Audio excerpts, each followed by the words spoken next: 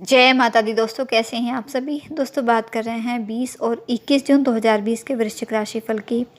जानते हैं कि जून माह के ये 2 दिन आपके लिए कैसे रहेंगे। और साथ ही 21 जून को सूर्य ग्रहण रहेगा। सूर्य ग्रहण पर क्या आपको उपाय करने हैं, किन बातों का ध्यान आपको रखना है, सूतक काल का समय और ग्रहण काल का समय क्या रहेगा, और साथ ही आपकी राशि पर इसका क्या प्रभाव रहेगा, इन सभी की चर्चा हम करेंगे। और दोस्तों आगे बढ़ूँ इससे पहले मेरी आपसे रिक्वेस्ट है कि अगर अभी तक आपने मेरे चैनल को सब्सक्राइब नहीं किया है तो प्लीज़ आप इसे सब्सक्राइब ज़रूर कर लें और पास में बने बेल आइकन को भी ज़रूर प्रेस कर दें, क्योंकि इससे आपको मेरी जो भी आने वाली नई वीडियोस हैं उनका नोटिफिकेशन मिल सकेगा। राशिफल जानने से पहले 20 और 21 जून का पंचांग जान लेते हैं। पहले चर्चा करते हैं 20 जून की। 20 जून 2020 दिन शनिवार रहेगा। आषाढ़ माह कृष्ण पक्ष की चतुर्दशी तिथि रहेगी और रोहिणी नक्षत्र रहेगा इस दिन। अभिजीत मुहूर्त रहेगा सुबह 11:54 से दोपहर 12:50 तक। कोई भी शुभ कार्य, कोई भी नया निवेश आपको करना है तो इसमें कर सकते हैं। और राहु काल का समय रहेगा सुबह 8:37 से 10:37 तक। तो राहु काल में आप कोई भी शुभ कार्य, कोई भी नया निवेश करने से बचें, क्योंकि राहु काल में किया गया कोई भी कार्य शुभ फलदायी नहीं होता। और अब चर्चा करते हैं 21 जून की। 21 जून 2020 दिन रविवार रहेगा। कृष्ण पक्ष की अमावस्या तिथि रहेगी और मृगशिरा नक्षत्र रहेगा। अभिजीत मुहूर्त रहेगा सुबह 11:54 से दोपहर 12:50 तक। राहु काल का समय रहेगा 5:37 से शाम 7:22 तक। और अब बात करते हैं वृश्चिक राशिफल की। जानते हैं कि ये 2 दिन आपके लिए कैसे साबित होंगे। तो 20 और 21 जून के ये 2 दिन आपके लिए कुछ परेशानी हो सकती है। इन 2 दिनों में कुछ विशेष सावधानियां बरतने की आपको आवश्यकता रहेगी, क्योंकि यहाँ चंद्रमा आपके अष्टम भाव में है और चंद्रमा के साथ राहु भी विराजमान है। तो अष्टम भाव के चंद्रमा वैसे भी शुभ फलदायी नहीं होता और साथ में राहु भी है। और 21 जून को चंद्र ग्रहण पड़ेगा जो कि आपके अष्टम भाव में पड़ रहा है। तो ये बहुत ही नाजुक स्थिति है, बहुत ही संवेदनशील समय कहा जा सकता है आपके लिए। आपको बहुत ही सावधानी बरतने की आवश्यकता रहेगी। मानसिक तनाव में आपकी वृद्धि होगी, जिससे आप अपने विचारों को, अपनी भावनाओं को दूसरों के सामने रखने में असमर्थ रहोगे। मानसिक तनाव का असर आपके कार्यक्षेत्र और आपके निजी जीवन पर दोनों को प्रभावित करेगा, जिस वजह से आप आत्मविश्वास में कमी, खुद पर और खुद की मेहनत पर भरोसा नहीं कर पाओगे, जिसके चलते कुछ अच्छे अवसर आप गंवा सकते हैं। लेकिन आपको ऐसा बिल्कुल भी नहीं करना है। खुद पर और अपनी मेहनत पर भरोसा करें और अपने जीवन को एक बेहतर दिशा की ओर आगे बढ़ाएं। हालांकि ग्रहण का जो प्रभाव होता है वो 40 दिन तक होता है, लेकिन 13 दिनों तक आपको विशेष सावधानी बरतनी है। 13 दिनों तक, ग्रहण के बाद के जो 13 दिन रहेंगे वो आपके लिए थोड़ा सा ज़्यादा संवेदनशील रह सकते हैं। तो इन दिनों में आपको विशेष सावधानी बरतनी है। अपने व्यवहार में नम्रता और वाणी में मिठास बनाए रखें। किसी भी तरह के विवाद से आपको बचना है। इस दौरान आपको किसी भी तरह की गैर कानून के विरुद्ध कोई भी कार्य नहीं करने हैं, वरना आप न चाहते हुए भी खुद को किसी बड़ी मुसीबत में डाल सकते हो।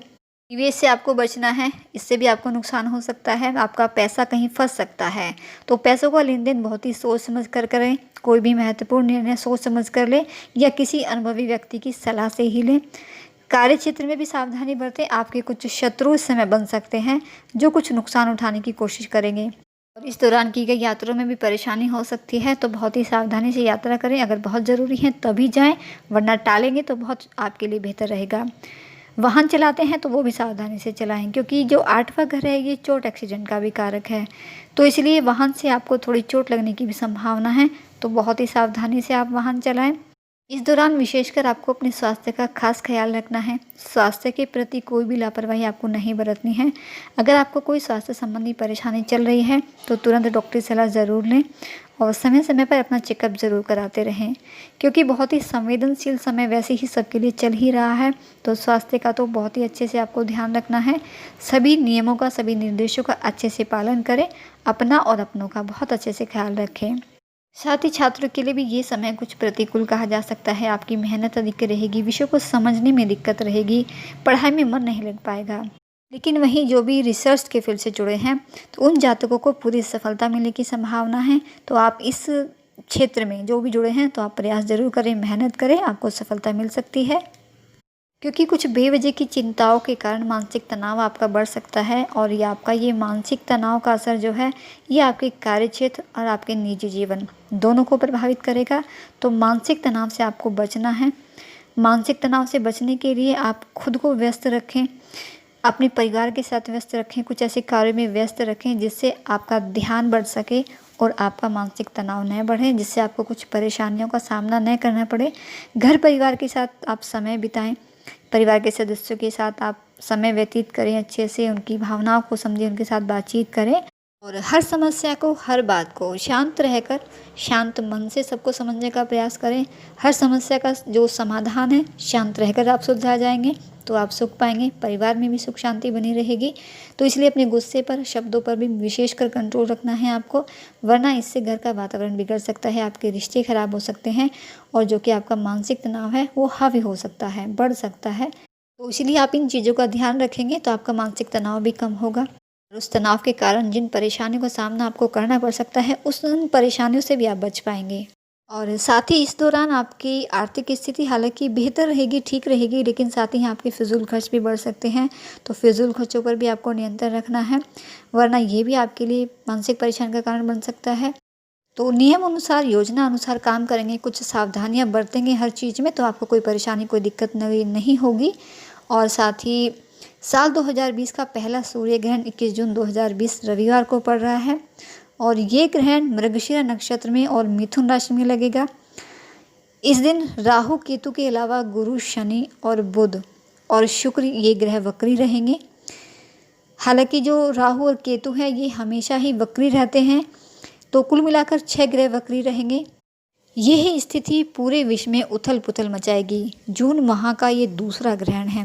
पहले 5 जून को चंद्र ग्रहण और अब 21 जून को सूर्य ग्रहण। ज्योतिष शास्त्र के अनुसार एक ही माह में 2 ग्रहण ये लगना ये ठीक स्थिति नहीं है। एक ही माह में 2 ग्रहण प्राकृतिक आपदाओं के साथ साथ महामारी को भी लेकर आते हैं। 21 जून का ये लगने वाला जो सूर्य ग्रहण है ये 90 साल बाद लग रहा है। ये ग्रहण कंकणाकृति खंडग्रास सूर्य ग्रहण है। अमावस्या पर यह ग्रहण लगने के कारण अमावस्या का जो श्राद्ध कर्म है वो ग्रहण के बाद होगा।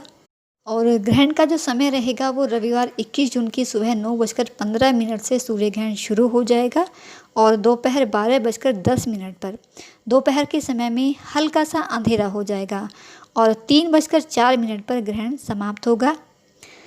करीब 6 घंटे ग्रहण की अवधि रहेगी और बहुत ही लंबा ग्रहण है, जो कि काफ़ी प्रभावशाली ग्रहण रहेगा। संकटकारी साबित हो सकता है ये ग्रहण, तो इस ग्रहण पर विशेष सावधानियां बरतनी है। और सूतक काल का समय रहेगा इस ग्रहण का। 21 जून को ग्रहण होगा रविवार को, लेकिन जो सूर्य ग्रहण का सूतक काल है वो शनिवार की रात में 9:52 से शुरू हो जाएगा, क्योंकि सूर्य ग्रहण में 12 घंटे पहले ही सूतक काल शुरू हो जाता है। और सूतक काल के दौरान किसी भी तरह के शुभ कार्य नहीं किए जाते, बल्कि सूतक काल समय से ग्रहण समाप्ति तक कोई शुभ कार्य नहीं किए जाते। सूतक काल ग्रहण लगने के 12 घंटे पहले शुरू हो जाता है और ग्रहण समाप्ति के भी 12 घंटे तक सूतक माना जाता है।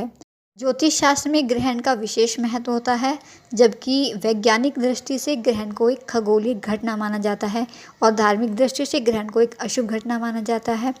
सूर्य ग्रहण के दौरान गर्भवती महिलाओं को अतिरिक्त एहतियात बरतनी चाहिए। गर्भवती महिलाओं को इस समय घर से बाहर नहीं निकलना चाहिए ग्रहण के दौरान, क्योंकि ऐसे समय में सूर्य से हानिकारक तिरंगे निकलती हैं जो माँ और बच्चे की सेहत के लिए हानिकारक होती हैं। और सूतक काल शुरू होने से पहले ही तुलसी जी के पत्ते तोड़ लें और खाने की चीज़ों में तुलसी जी के पत्ते डाल देने चाहिए, ताकि पका हुआ भोजन दूषित होने से बच जाए। लेकिन सूतक समय शुरू होने से पहले ही तुलसी जी के पत्ते तोड़ लेने चाहिए। सूतक समय होने से और ग्रहण समाप्ति तक तुलसी जी को नहीं छूना चाहिए। बालक, बुजुर्ग और मरीजों को छोड़कर ग्रहण के दौरान भोजन नहीं करना चाहिए। ग्रहण को नग्न आँखों से नहीं देखना चाहिए बिल्कुल भी, क्योंकि ग्रहण का जो बुरा प्रभाव है वो आँखों पर पड़ता है और आँखों को नुकसान पहुँचा सकता है। और इसके अलावा ग्रहण के समय मानसिक रूप से मंत्रों का जप कर सकते हैं, यानी मन ही मन जप कर सकते हैं, जैसे राम राम, ओम नमः शिवाय, सीताराम, श्री गणेशाय नमः आदि मंत्रों का जप कर सकते हैं। महामृत्युंजय मंत्र का जप कर सकते हैं। चालीसा का पाठ कर सकते हैं। ध्यान रहे कि ग्रहण के दौरान भगवान जी की प्रतिमा को स्पर्श नहीं करना है। और अब ग्रहण के बाद क्या कर सें ये जान लेते हैं। तो ग्रहण के बाद आप पानी में गंगा जल डालकर स्नान करें। ग्रहण के बाद घर में गंगा जल का छिड़काव जरूर करें और साथ ही मंदिर में स्थापित देवी देवताओं की प्रतिमाओं को भी गंगा जल से स्नान कराएं, शुद्धिकरण करें, पूजा पाठ करें और अमावस्या का दान पुण्य ज़रूर करें। ग्रहण के बाद दान का विशेष महत्व है। ग्रहण के समय ग्रहण के बाद का जो दिया गया दान है वो कभी नहीं समाप्त होने वाला पुण्य उस ग्रहण से प्राप्त होता है। तो ग्रहण के बाद दान ज़रूर करें। ग्रहण पर किए गए दान से ग्रह दोष भी शांत होते हैं, सुख समृद्धि और मान प्रतिष्ठा में वृद्धि होती है, आर्थिक लाभ होता है। और ग्रहण पर सतनजा दान करना चाहिए, इससे बहुत ही पुण्य की प्राप्ति होती है, लाभकारी रहता है। और सतनजा में क्या शामिल करना है वो जान लेते हैं। गुड़, चावल, चने की दाल, उड़द की दाल, गेहूँ, चना। इससे ग्रहण का दुष्प्रभाव भी कम होता है और साथ ही अन्य कई परेशानियों का भी निवारण होता है। तो ये उपाय तो सभी कर सकते हैं, ये दान सभी कर सकते हैं, लेकिन जो वृश्चिक राशि के लिए विशेष रहेगा, भगवान शिव की आराधना करें, शिव मंत्र का जप करें ज़्यादा से ज़्यादा और लाल फलों का दान करें। खासकर अनार का दान आप कर सकते हैं, ज़रूरतमंदों को दें। लाल वस्त्र, लाल चीज़ों का दान आप करें और साथ ही ग्रहण काल के दौरान आप अपने इष्ट देव को ज़रूर याद करें। सूर्य मंत्र का जप भी आप कर सकते हैं, बहुत ही आपके लिए लाभकारी रहेगा। तो दोस्तों ये थी जानकारी आपके 2 दिन के राशिफल की और सूर्य ग्रहण के विषय पर। उम्मीद करती हूँ पसंद आई होगी। वीडियो अच्छा लगा है तो लाइक करके ज़रूर जाइएगा। आपका दिन शुभ रहे। माता रानी आपको और आपके परिवार को स्वस्थ रखे, इसी शुभकामना के साथ जय माता दी।